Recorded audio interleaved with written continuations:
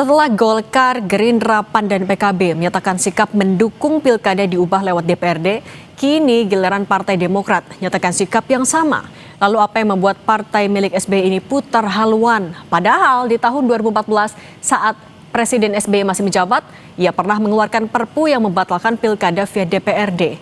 Kita bahas bersama Koordinator Jubir Partai Demokrat Herzaki Mahendra dan analis politik Ray Rangkuti. Selamat petang semuanya. Petang. Ya, selamat petang. Bang Herzaki, 2014 kan Partai Demokrat sudah punya pengalaman. Kenapa sekarang tiba-tiba berubah haluan? Apa jangan-jangan ada tekanan politik? Ya enggak lah, kan begini ya. Pertama kita masih cermati dulu yang menjadi sikap kami ini ya. Sudah disampaikan juga oleh Pak Sekjen kami sebelumnya. Pertama ini Demokrat itu berada dalam satu barisan yang sama dengan Pak Presiden Prabowo Subianto dalam menyikapi sistem pemilihan kepala daerah gitu. Ya, ini kan berangkat dari Undang-Undang Dasar nih 45 yang memberikan kewenangan kepada negara untuk mengatur mekanisme ya kan pemilihan kepala daerah melalui undang-undang, karena itu mau pemilihan langsung maupun tidak langsung yang melalui DPRD merupakan pilihan yang sah nih dalam sistem demokrasi Indonesia gitu. Tapi yang paling penting ini pilkada ini kan menyangkut kepentingan rakyat luas ya. Karena itu ya pembahasan kebijakan ini harus dilakukan secara terbuka nantinya gitu.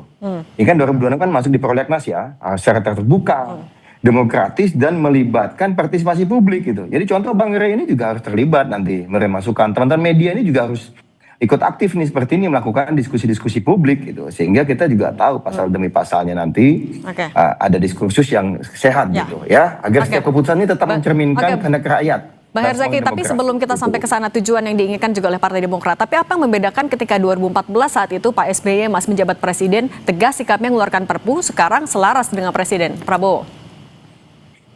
Begini ya, kalau pada saat Partai Demokrat dulu mendukung pilkada langsung ya berdasarkan hampir semua lembaga survei, data itu sekitar 80% masyarakat mendukung pilkada, 85% waktu itu. Jadi ketika itu 85% itu masyarakat mendukung pilkada langsung. Karena itu Demokrat juga sangat responsif terhadap aspirasi ini gitu. Ya. Halo? Ya. Halo? Sinyal? Oke, kalau gitu Bang Herzaki kita perbaiki dulu komunikasinya. Sekarang saya ke Bung Ray dulu kalau gitu. Bung Ray, tapi kalau menurut Anda, analisis Anda, ada apa di balik perubahan sikap Partai Demokrat? Ini saya ya? Ya, Bung Ray silahkan. Oh, itu kan udah disebutkan oleh pengantar oleh Sekjen. Karena ikut Pak Prabowo. Jadi alasan mereka untuk mengubah sikap politik untuk mendukung pilkada itu tadi karena mereka ikut ikut sikap politiknya Pak Prabowo, bukan sikap politiknya Demokrat gitu loh. Tapi itu menggambarkan situasi kebatinan di dalam kabinet juga kah sampai Demokrat harus pindah juga jadi selaras sama Pak Prabowo? Gimana? Ini menggambarkan suasana kebatinan di kabinet juga kah Demokrat jadi merasa harus ikut dengan keputusan Pak Prabowo? Ya saya kira karena ada sesuatu lah yang membuat Demokrat itu berubah haluan dengan drastis. Ini kan berubah haluannya itu bisa 100%. Karena sebelumnya itu kan justru Pak SBY yang mengeluarkan perpu untuk menyelamatkan pilkada tetap dilaksanakan secara langsung. Gitu. Loh, kok malah sekarang malah ikut dengan Pak Prabowo. Jadi argumen-argumen yang kita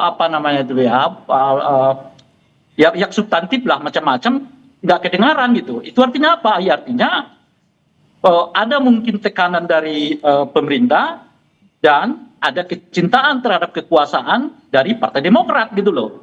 Jadi kalau dihadapkan Anda ikut visi misimu atau Anda ikut Pak Prabowo, ya Demokrat milih ikut Prabowo ketimbang ikat visi misi mereka gitu loh. Nah, ini saya tanya dulu ke Bang Herzaki. Tadi kan kalau kata Bung Ray ada sesuatu. Nah, kalau selain mau tegak lurus ke Pak Prabowo, apa alasan lain pertimbangan dari Demokrat? Gini Mbak, ini mohon maaf, tadi sinyal saya hilang ya. Sekarang ini sinyalnya bisa jelas ya? Sudah, mantap, silakan. Oke, ya mohon maaf. Jadi gini, situasi kan udah berbeda ini. Ketika dulu kami mendukung pilkada langsung, jelas. Berdasarkan hampir semua lembaga survei, itu sekitar 85% masyarakat itu mendukung pilkada langsung. Karena itu Demokrat responsif terhadap aspirasi ini. Lalu ketika 2014 pun, saat perpu dikeluarkan untuk mendukung pilkada langsung, ini eksis pilkada langsung itu relatif baik gitu, ya. Ya tentu tetap ada satu dua catatan itu. Nah, berbeda ketika ada pilkada 2015, 2020, lalu kemudian 2024 lalu itu menyisakan banyak masalah ini yang tentunya juga harus kita sikapi gitu. Kita sikapi ya dengan evaluasi dan juga harus kita perbaikan. Misalnya nih ada eskalasi money politik yang semakin tidak terkendali.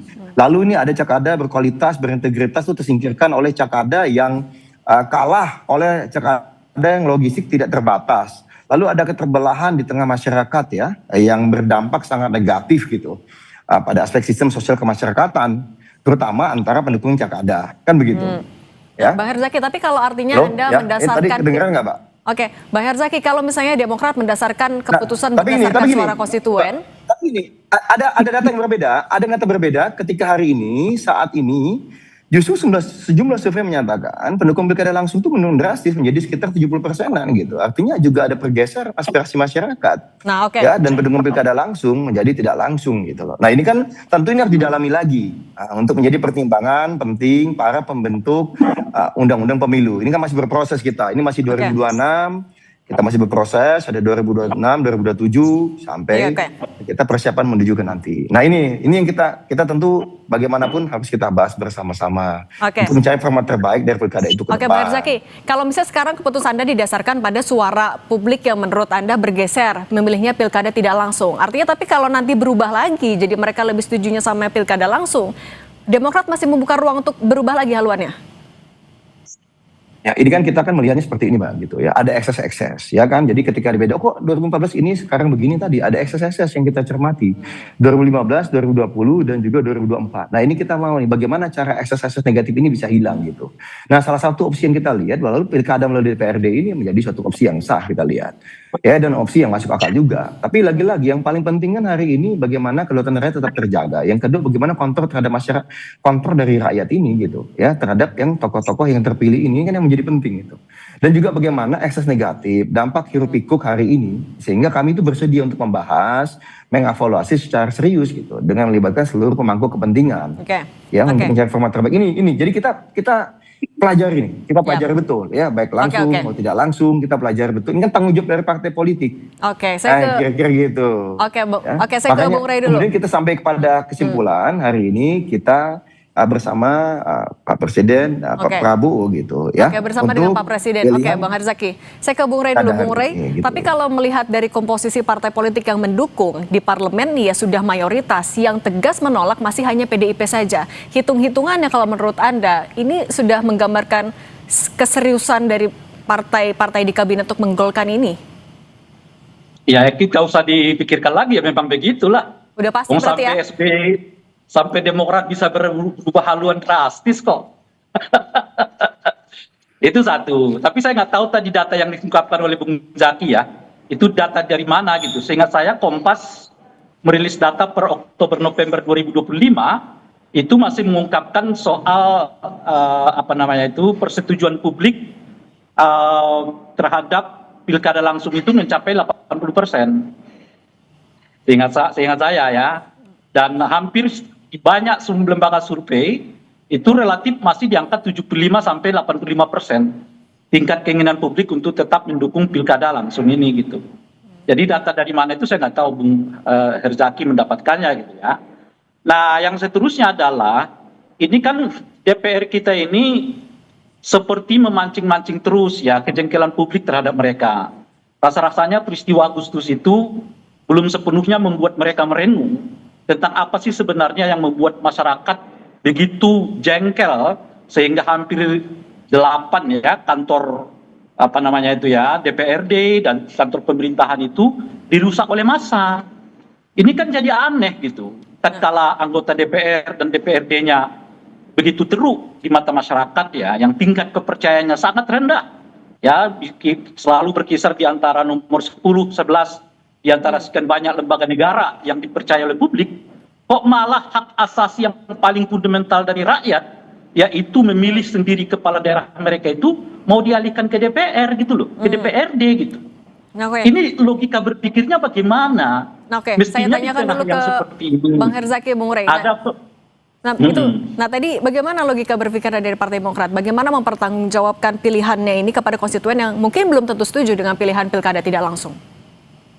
Ya, begini Mbak, kita memandang pemilihan pilkada oleh DPRD ini tentu sebagai opsi yang patut dipertimbangkan serius ini. Karena apa? Ini memperkuat efektivitas pemerintahan daerah juga, meningkatkan kualitas kepemimpinan juga gitu, sama stabilitas politik dan juga persatuan nasional. Pertanyaan besarnya begini aja, kita dengan, mohon maaf nih, pilkada langsung misalnya gitu, tahu-tahu kepala daerah yang pernah tersangkut korupsi masih bisa dipilih lagi, contoh, ya kan? Lalu misalnya kemarin kejadian di daerah-daerah tertentu, ada kepala-kepala daerah yang tidak perform dengan baik, membuat kemarahan publik segala apa, sampai hari ini tak bisa duduk lagi gitu. Jadi sebenarnya ini kan juga menjadi pertanyaan besar, bagaimana nih mekanisme kontrolnya agar kepala daerah yang misalnya tidak perform, kepala daerah yang mengkhianati kepercayaan publik, ini kemudian misalnya kita bisa mengontrolnya dengan baik, kan begitu. Nah inilah yang kita melihat, apakah misalnya kontrol itu kita kembalikan tadi mekanisme, apakah memang mau DPRD ini, apakah memang tadi yang terpilih lagi, mohon maaf nih Mbak, ini banyak, ini contoh kasus, banyak calon-calon kepala daerah yang kuat, aktivis, mohon maaf ya Mbak ya, ada aktivis, ada akademisi yang udah secara berpolitik udah teruji secara organisasi, tetapi kemudian itu kalah Mbak oleh politik uang. Ini kader-kader soal kami politik banyak uang itu juga yang memang jadi sorotannya. Kalau gitu tadi Bung Rey, Anda tadi juga sempat ketawa-ketawa. Bagian mana yang menurut Anda mau kritisi? Mengkritisi yang mana ini? Bung Rey, bagaimana dengan Anda melihat ya Partai Demokrat kemudian berubah sikap, kemudian dengan jumlah mayoritas di parlemen juga sudah hampir fix, publik masih bisa apa? Ya bisa berteriak untuk mengatakan bahwa kami nggak setuju, dan itu sebetulnya nggak perlu diungkapkan kan. Seperti yang saya sebutkan tadi itu, sampai November 2025 secara konsisten masyarakat tuh menolak kembali ke pilkada tak langsung. Ini tergantung pada partainya masih terus-menerus mau mengundang kejengkelan publik apa enggak, mau terus-menerus membuat peristiwa seperti Agustus apa enggak gitu. Korbannya lagi-lagi rakyat juga. Nah, yang paling aneh itu menurut saya adalah di mana tingkat kepercayaan masyarakat terhadap anggota DPR dan DPRD begitu rendah, lo kok malah hak yang paling esensial dari warga negara itu mau diambil lagi oleh partai politik. Lalu di mana lagi peran partai masyarakatnya gitu. Nah, sekarang pertanyaannya begini. Kan dipilih langsung dan tidak langsung itu kan sama saja. Ya beda. Baik itu dipilih itu esensi sederhana pemilihan aja langsungnya itu juga sebenarnya tidak bisa disamakan. Bung Rey. Nggak bisa. Baik. Sederhana gini loh. Baik, kalau kita mau mencari pasangan hidup, lebih baik dipilih sendiri oleh kita atau dipilihkan orang lain. Baik Bung Rey. Bung Rey Rangkuti, pengamat politik, dan Bang Herzaki Mahendra, koordinator Jubir Demokrat. Terima kasih. Kami masih tunggu bagaimana bergulirnya usulan ini di DPR juga. Terima kasih. Semoga selalu. Terima kasih.